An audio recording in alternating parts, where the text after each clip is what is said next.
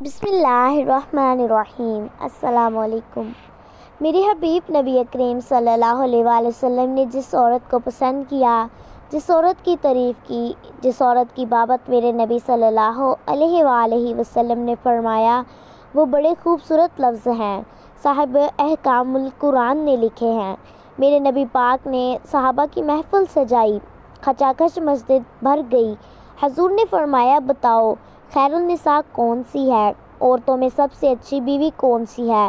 بول کر کے بتاؤ۔ حضرت صدیق اکبر سے لے کر مولا علی تک، مولا علی سے لے کر سلمان فارسی تک، سلمان فارسی سے لے کر عبداللہ مزنی تک۔ حضور نے فرمایا، بولو سب سے اچھی عورت کون ہوتی ہے؟ ایک صحابی کہنے لگا، حضور وہ جس کی کوئی نماز قضا نہ ہوئی ہو۔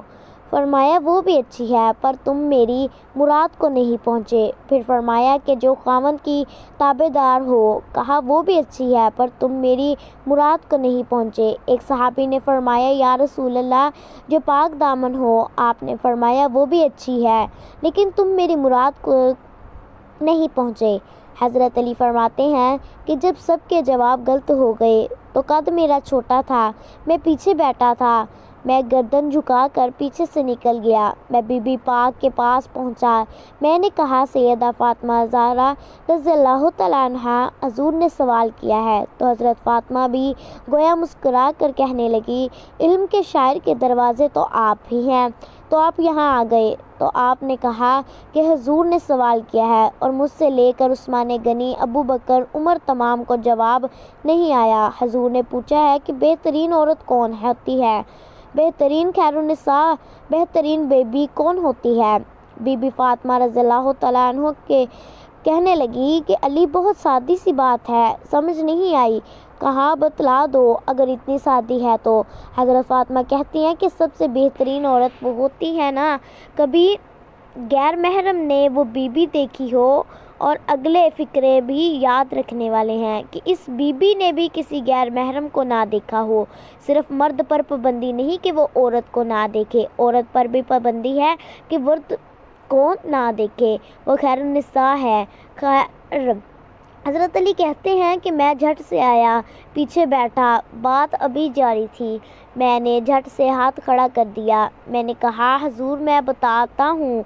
تو حضور نے فرمایا، بتلاؤ۔ تو میں نے کہا، حضور بہترین بی بی وہ ہوتی ہے جس نے کبھی کسی غیر محرم کو نہ دیکھا ہو اور کسی غیر محرم نے بھی اس کو نہ دیکھا ہو۔ حضرت علی نے فرمایا کہ جیسے ہی میں نے یہ کہا تو حضور کی آنکھوں میں آنسو آ گئے۔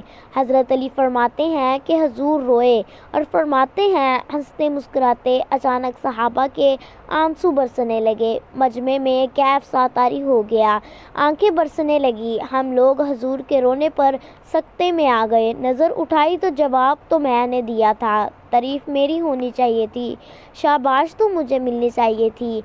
میرے حبیب نے رو کر آنسو پونچھ کر فرمایا، میں تمہیں کہتا نہیں کہ فاطمہ واقعی ہی میرے جگر کا ٹکڑا ہے، فاطمہ میرے وجود کا حصہ ہے۔ میں تمہیں کہتا نہیں رہتا کہ فاطمہ میرے جگر کا ٹکڑا ہے۔ حضرت علی فرماتے ہیں کہ صحابہ میری طرف دیکھنے لگے اور کہنے لگے کہ علی جواب تو دے، اور شاباش بی بی صاحبہ کو ملے تو کہنے لگے کہ حضور روئیں، تو آنسو تو میرے بھی جھلک ہی پڑے تھے۔ فرمایا، جملے میرے ہیں مگر سوچ اس کی ہے جس کی تربیت محمد عربی نے فرمائی ہے۔ فرمایا، جملے میرے ہیں، بیان میں کر رہا ہوں، پر پیچھے سوچ اس نور والی بیٹی کی ہے جس کو اپنے آنگن میں رکھ کر، اپنے گھر میں رکھ کر رسول پاک نے اس کی پرورش فرمائی۔ حضرت فاطمہ فرماتی ہیں کہ حضرت علی میرے پاس دوڑے آئے اور کہنے لگے کہ فاطمہ چل مسجد، پتہ نہیں حضور کو کیا ہو گیا ہے، حضور رو رو کے بے حال ہو گئے ہیں، اور حضور حجرے میں رو رہے ہیں اور ہچکیوں کی آواز مسجد میں آ رہی ہے، چل ذرا چل کے حضور کی بات دیکھ کیا ہوا ہے، ہماری تو طاقت نہیں اندر جانے کی۔ سیدہ فاطمہ طاہرہ نے جھٹ سے پردہ اوڑھا، حاضر ہوئی، اندر گئی اور حضور کے کندھے پر ہاتھ رکھا تو حضور کو بیٹی کے ہاتھ کی ٹھنڈک محسوس ہوئی۔ سر سجدے سے اٹھایا، فرمایا، فاطمہ آ گئی ہو؟ فرمایا، ہاں آ گئی ہوں۔ تو فرمایا کہ آ ہی گئی ہو تو بیٹی تو بھی دعا میں ہاتھ اٹھا اور میری امت کی بیٹیوں کے لیے دعا مانگ اور میری امت کی بہنوں کے لیے دعا مانگ۔ تو کہا حبیب صلی اللہ علیہ وسلم نے فرمایا کہ رات کو مجھے دکھایا گیا ہے دوزخ میں کچھ بیبیاں ہیں، ان کے بال فرشتوں نے باندھے ہوئے ہیں اور انہیں گرز مارتے ہیں، وہ چیختی چلاتی ہیں اور مدد کے لیے پکارتی ہیں، وہ بہت تکلیف میں ہیں۔ بی بی صاحبہ نے فرمایا حضور ان کی غلطی کیا ہے؟ تو میرے نبی نے فرمایا کہ وہ باریک دوپٹہ اوڑھتی تھی، ان کے بال چمکتے تھے، غیر محرموں کی نظر پڑتی تھی، انہیں دوزخ میں سزا ملے گی، وہ چلائیں گی لیکن ان کی مدد کو کوئی نہیں پہنچے گا، چل تو بھی ہاتھ اٹھا اور دعا مانگ۔ تو بی بی صاحبہ دعا مانگتی ہیں اور کہتی ہیں کہ تم بھی حضور کی بارگاہ میں اپنا سر جھکا دو، دوپٹہ اوڑھ لو، حجاب کر لو۔ میرے تمام اسلامی بہن بھائیوں سے گزارش ہے کہ میرے چینل کو سبسکرائب کریں، ویڈیو کو لائک کریں اور کمنٹ باکس میں اپنی رائے کا اظہار ضرور کریں۔ جزاک اللہ، اللہ حافظ۔